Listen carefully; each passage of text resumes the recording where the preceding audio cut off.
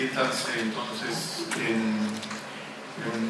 digamos, en un momento muy importante y vamos a ver qué consecuencias, conclusiones sacamos de la conferencia que vamos a escuchar.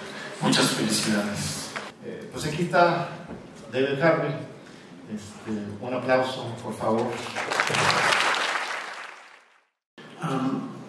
In this talk, I like when I'm talking to give some understanding of the framework which surrounds what I'm doing and why I'm doing it in the particular way I am. And I've always been attracted to certain kind of simplifying frameworks. And the image you see here of the water cycle, in which life on planet Earth is dependent upon the continuation of this cyclical process. And what's interesting about this cyclical process is that water undergoes a transformation in its form.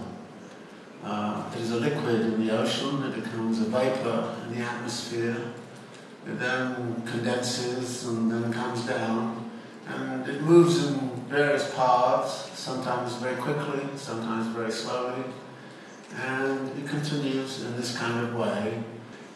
I like this sort of framework for thinking about the water cycle, and I had for some time the idea I would like to create a version of the circulation of capital which would have the same characteristics, that it would depict changes of form from the money into the commodity, into production, into money and circulation, and would acknowledge that actually life on planet Earth these days depends upon this circulation process.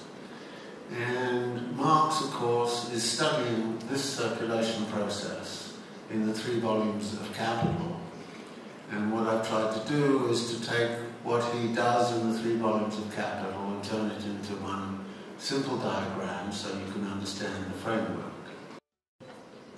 And that production process is about creating a new commodity. And it is not only, however, about creating a new commodity, it's also about preserving the value of the original capital in money form. In other words, the commodity has to be sold in the market.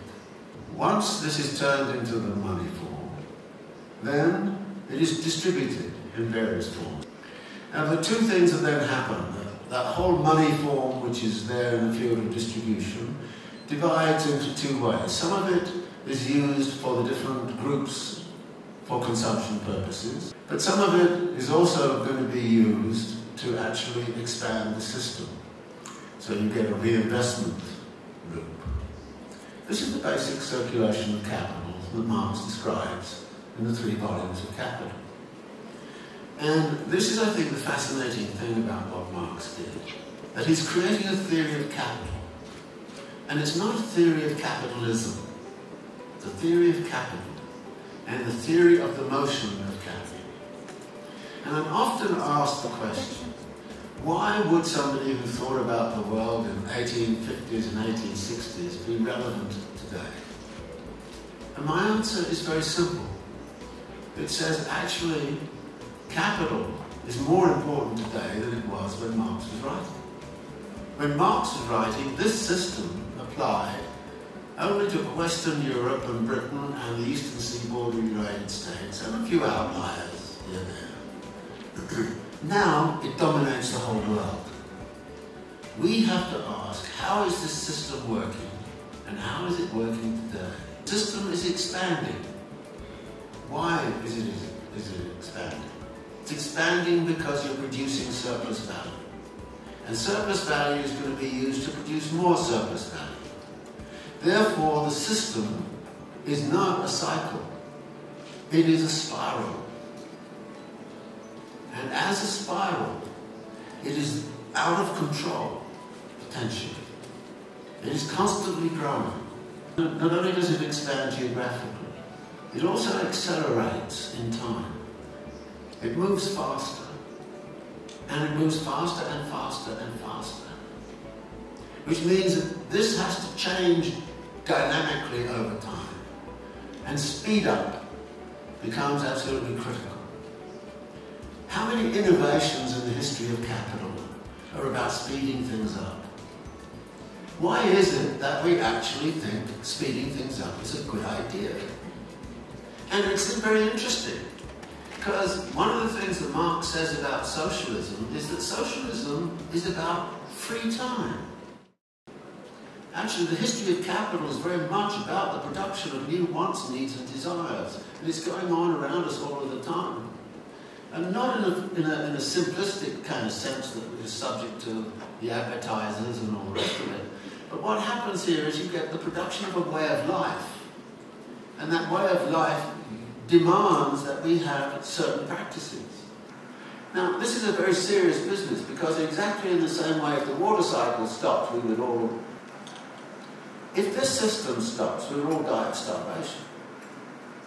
Because this delivers our food supply, it delivers our energy, it delivers everything else. So I'm not in favour of kind of saying, okay, let's demolish the system and go back and living in Stone Age cages. Obviously not. But the question is, what is going to happen to this system? And how, from a socialist perspective, do we think about doing something which is different than is currently being done? Because what is being done now is not making any sense and is having huge, huge physical consequences for what is happening on planet Earth. We have to find ways to take things out of its logic and provide them in a different kind of way. This is, if you like, the task of the left right now, is to start to discuss that everybody knows that system is not working except for the top 1%. That system is designed for the top 1%. And it has to be democratized. It has to be reconfigured. There is an alternative. And Margaret Thatcher was not right when she said there is no alternative. Yes, there are alternatives, and we can explore them. And so I think there's interesting ways in which, from Mexico itself, we can perhaps be a leader in reconstructing these new ideologies and visions. Yeah, no, I hope so too. We need it. We need it badly. Well, thank you so much. Un fuerte aplauso, por favor.